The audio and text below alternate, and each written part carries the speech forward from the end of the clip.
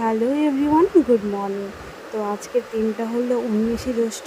তো আজ হলো বাবা লোকনাথ পুজো, তাই আমি সকালে সমস্ত কাজকর্ম সেরে নিয়ে স্নান ধান করে ফ্রেশ হয়ে নিলাম। তো ফ্রেশ হয়ে নিয়ে নিজের একটু স্কিন কেয়ার করে নিয়ে তারপর বসে গেছি একটু আলতা পড়তে। আলতা পড়তে আমার ভীষণই ভালো লাগে। তারপর ঘরের পুজোটা সেরেলাম, আর ওই দিক দিয়ে বাবা লোকনাথের ঘরটা বসিয়ে দিয়েছি। এবার করবো আমি ভোগের রান্না, যার জন্য সবজিগুলো প্রথমে কেটে নিয়েছি, আর অন্যদিকে আমি ময়দার একটা ডো করে নিচ্ছিলাম, কারণ লুচি করব বলে। তারপর আমি ওভেন জ্বালিয়ে নিয়ে প্রথমে করে নিলাম সুজি হয়ে যাওয়ার পর করে নিলাম লুচি। তারপর আমি করে নিলাম 5 রকমের ভাজি। যে সবজিগুলো আমি কেটেছিলাম সেই সবজিগুলো এক এক করে সমস্ত কিছু ভেজে নিয়েছি।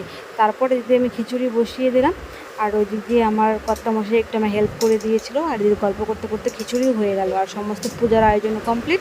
তারপর নিচে হাতে পুজোটাও কমপ্লিট করে নিলাম। তো আজকের মিনি ব্লগ এখানে শেষ করছি। সকলে সুস্থ থেকো, ভালো থেকো।